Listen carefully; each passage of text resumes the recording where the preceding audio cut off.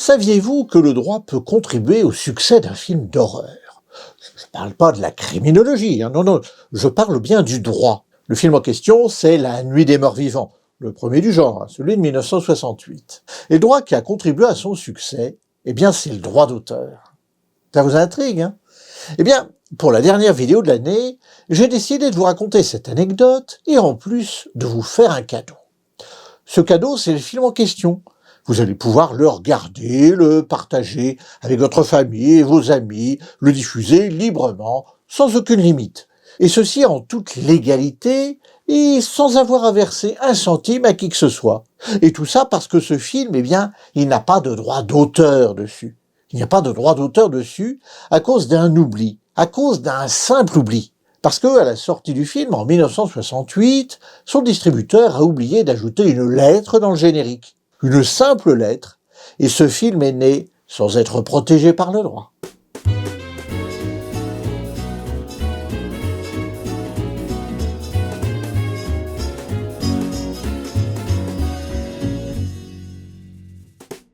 Le film La Nuit des Morts Vivants, c'est un peu le film fondateur du genre des films de zombies. À l'origine, le film de zombies, c'est un petit peu un sous-genre du cinéma d'horreur, mais peu à peu, ça va devenir un genre à part entière. Et ça, c'est grâce au film dont je vous parle aujourd'hui, La Nuit des Morts Vivants.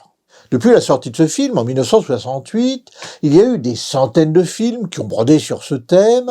En gros, il s'agit presque toujours d'une mutation sur laquelle on ne sait pas grand-chose, si ce n'est qu'elle transforme les cadavres en morts vivants amateurs de chair humaine. Généralement, les films de zombies sont des films d'horreur, mais il y a aussi qui sont des films d'action, des films de science-fiction ou même des comédies. Et tout ça, tout ce genre cinématographique, c'est un peu à La Nuit des Morts Vivants qu'on le doit. Et à ce titre, ce film est devenu un film culte. Mais ce succès, qui lui a d'ailleurs valu d'entrer au National Film Registry, qui rassemble les films les plus importants de l'histoire du cinéma à la Bibliothèque du Congrès à Washington, ce succès, il ne le doit pas uniquement à ses qualités cinématographiques. Il s'agit en fait d'un film à petit budget, qui a été réalisé avec des moyens de fortune. Par exemple, à titre d'anecdote, dans le film, le sang est en fait de la sauce Bosco. Alors la sauce Bosco, c'est une sauce au chocolat assez liquide, qui faisait déjà à l'époque le régal des petits et des grands. Mais puisque le film est en noir et blanc, personne ne s'est aperçu que le fameux sang en question était en fait du chocolat liquide. Everybody loves Bosco. Il s'agit donc d'un film à petit budget. Il a d'ailleurs été financé en grande partie par les membres de l'équipe de production eux-mêmes. Et en gros, il a été produit avec un budget de $118 000 de 1968, c'est-à-dire environ 900 000 € actuels. Mais La Nuit des Morts Vivants va être l'un des films les plus rentables de l'histoire du cinéma indépendant. En effet, d'après George Romero, son réalisateur, il aurait rapporté entre 100 et 120 millions de dollars. Mais rien du tout à lui-même. Et tout ça pour une raison purement juridique. À propos, Sébastien, est-ce que tu connais la différence entre un mort-vivant et un spammer? Non, Tricotine? Il y en a pas. Tous les deux ne veulent pas te lâcher. Ils reviennent sans arrêt et c'est très difficile de s'en débarrasser. Oui, tu as raison, mais je vois pas trop le rapport. Eh bien, le rapport, c'est que moi, pour me protéger, j'utilise Incogni. Ah bon? Et Incogni peut protéger des morts vivants? Ne te fais quand même pas plus bête que tu ne l'es, voyons. Incogni me protège des spammers. Ah bon, j'avais pas compris. Du coup, j'imagine que tu n'avais jamais compris non plus que les spams sont la conséquence des courtiers en données. Les courtiers en données, ce sont des entreprises qui achètent, qui collectent et qui agrègent toutes nos données personnelles pour les revendre. Par exemple, elles peuvent les acheter aux boîtes auxquelles on commande des trucs sur Internet. Elles peuvent trouver notre nom, notre âge ou notre adresse sur les réseaux, notre adresse mail quand on s'abonne à une newsletter, notre numéro de téléphone lorsqu'on fait une carte de fidélité, etc. Et toutes ces informations, elles les revendent à d'autres entreprises qui les utilisent pour nous cibler par mail ou par téléphone. Oui, Tricotine, mais je vois pas très bien ce qu'Incogni peut faire contre tout ça. C'est très simple. Incogni contacte les courtiers en données à ta place et leur demande de supprimer tes informations personnelles. En effet, le droit européen les oblige à le faire grâce au règlement général sur la protection des données. Ah, ouais, je comprends mieux, effectivement. Et ça marche vraiment? Oui, par exemple, le mois dernier, Incogni a demandé à 169 courtiers de supprimer mes informations et 159 l'ont déjà fait. Et Incogni redemande encore et encore aux autres de les supprimer aussi. Et si j'avais dû faire ça à la patte moi-même, ça m'aurait pris des heures et des heures, voire même des jours entiers. Ah, ouais, et on fait comment pour s'abonner à Incogni? Il suffit de cliquer sur le lien suivant pour obtenir 60% de réduction sur l'abonnement annuel grâce à mon code promo. Cliquez sur le lien pour soutenir la chaîne et pour découvrir Incogni, comme ça les spammers ne pourront pas vous nuire puisqu'ils ne vous trouvent pas comme les morts vivants. Revenons à la vidéo. Mais allez-vous me demander, bande de petits curieuses et de petites curieux, comment se fait-il que je vous parle de cinéma sur une chaîne d'habitude consacrée au droit? Eh bien, parce que son succès, le film La Nuit des Morts Vivants, il le doit aussi en grande partie à une raison juridique. Je vous le disais tout à l'heure, à sa sortie, le distributeur a oublié une lettre dans le générique. Et cette lettre oubliée, c'est la lettre C. C comme copyright. Et parce que le distributeur a oublié d'ajouter la mention du copyright dans le générique, eh bien ce film La Nuit des Morts Vivants n'a jamais été protégé par le droit. Techniquement, on dit qu'il est entré dans le domaine public. Et il est entré dans le domaine public dès sa sortie. Et dès sa sortie, tout le monde a pu s'en emparer, tout le monde a pu le diffuser. Il a rapidement fait le bonheur des petits cinémas de quartier un petit peu miteux, qu'on trouvait à l'époque un petit peu partout aux États-Unis, et ils étaient bien heureux de pouvoir diffuser gratuitement un film qui attirait davantage de spectateurs que les nanars habituels. Dans les années 70-80, ce sont les éditeurs de cassettes VHS, de cassettes vidéo, qui se mettent à éditer La Nuit des Morts Vivants dans différentes versions. Et 20 ans plus tard, dans les années 90-2000, ce sont les fabricants de DVD qui, à leur tour, se mettent à sortir diverses éditions du film, y compris d'ailleurs des éditions collector, toujours sans rien payer. Et ça ne s'arrête pas là. Non seulement George Romero, son réalisateur, va sortir 5 autres films de zombies à la suite de ce qui en fait est une franchise, mais puisqu'il n'y a pas de copyright sur le film, eh bien il va y avoir des remakes, et des centaines d'autres films et de séries vont peu à peu être tournés, et ils ont tous repris la figure du zombie telle qu'elle a été imposée par Romero. Et aujourd'hui, le mort-vivant, vous savez, ce personnage affamé de chair humaine, mais ayant à peu près autant de réflexion qu'un stagiaire un lendemain de cuite, eh bien, la vision que nous en a donnée Romero s'est imposée peu à peu dans la pop culture. Tout ça à cause de l'oubli d'un copyright dans le générique. D'ailleurs, à propos de cet oubli, il faut que je vous raconte ça d'un petit peu plus près. L'erreur s'est produite de la façon suivante.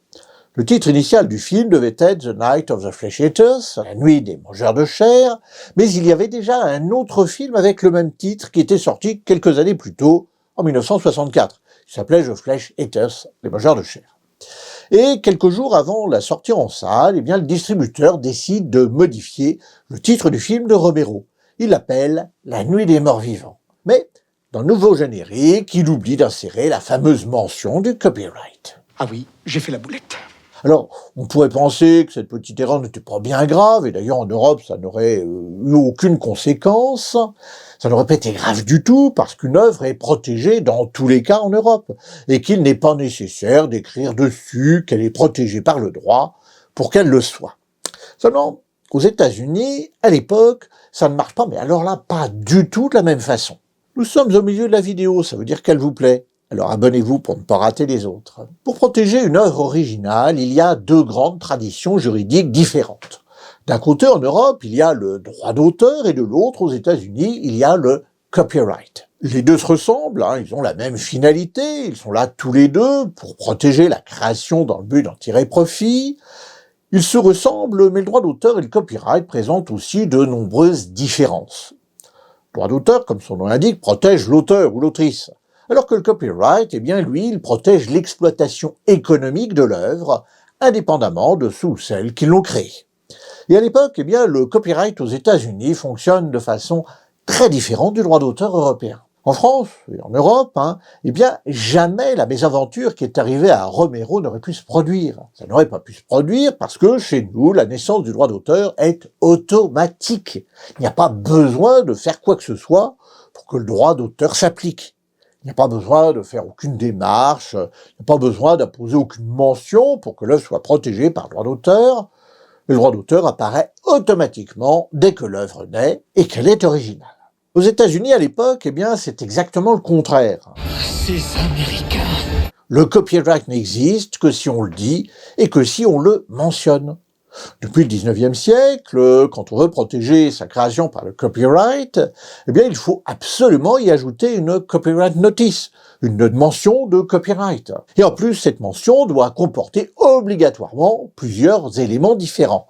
Il faut tout d'abord la mention du copyright lui-même, alors ça peut être le mot copyright en toutes lettres ou son abréviation, mais ça peut être aussi évidemment le petit symbole, vous savez, la lettre C entourée d'un cercle.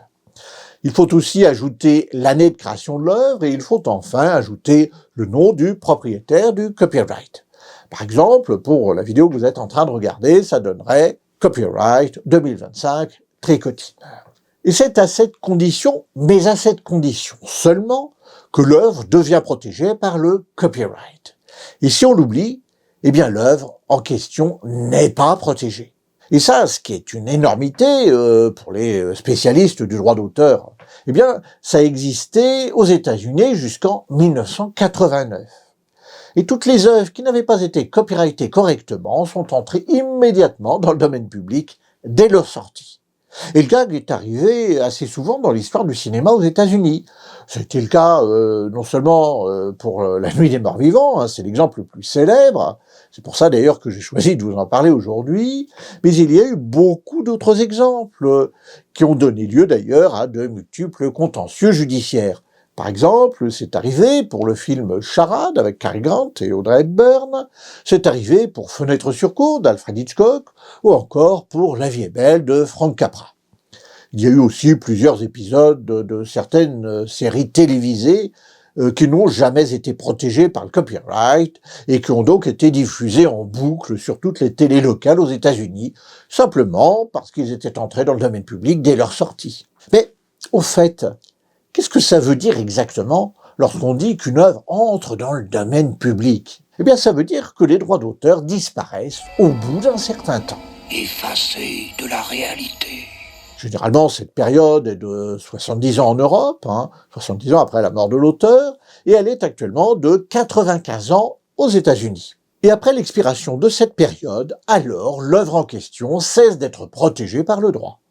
À partir de ce moment-là, n'importe qui peut utiliser cette œuvre sans rien demander à personne et sans rien devoir à qui que ce soit.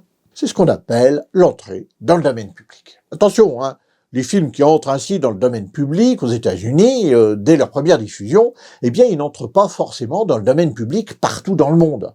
Je ne vais pas détailler tout ça ici, mais c'est un peu technique, mais il y a tout un tas d'exceptions. Par exemple, La Nuit des Morts Vivants n'est pas dans le domaine public au Canada ou encore en Suisse.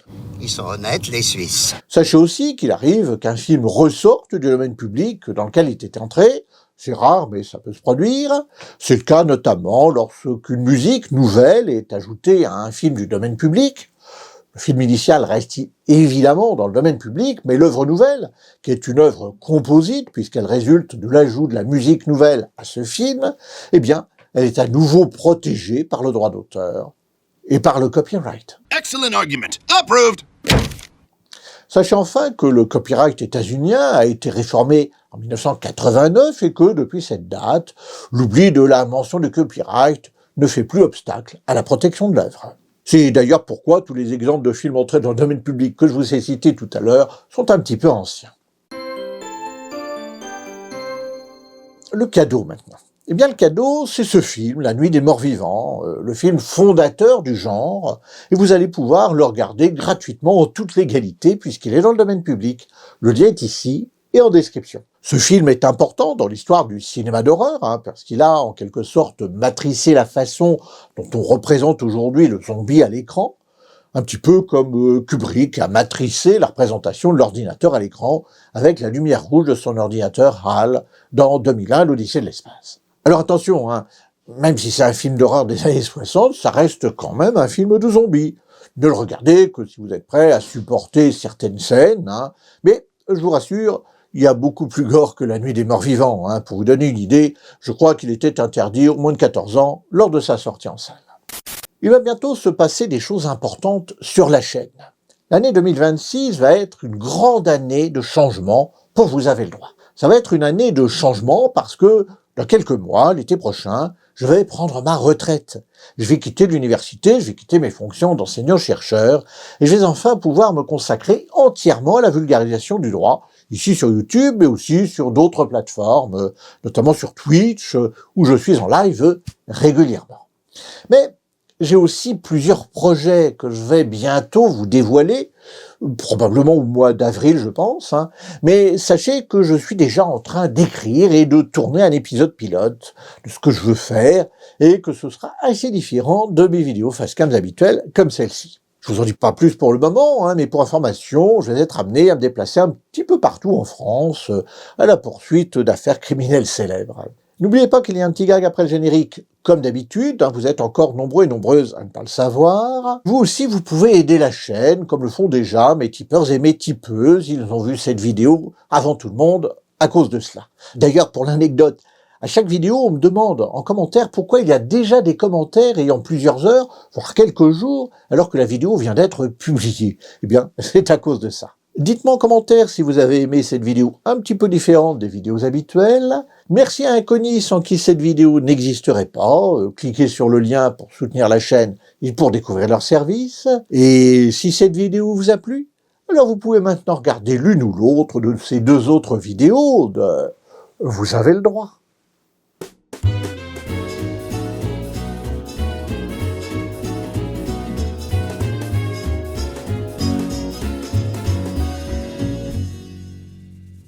Un film de zombies comme cadeau de Noël, il était temps qu'il parte à la retraite, mon stagiaire.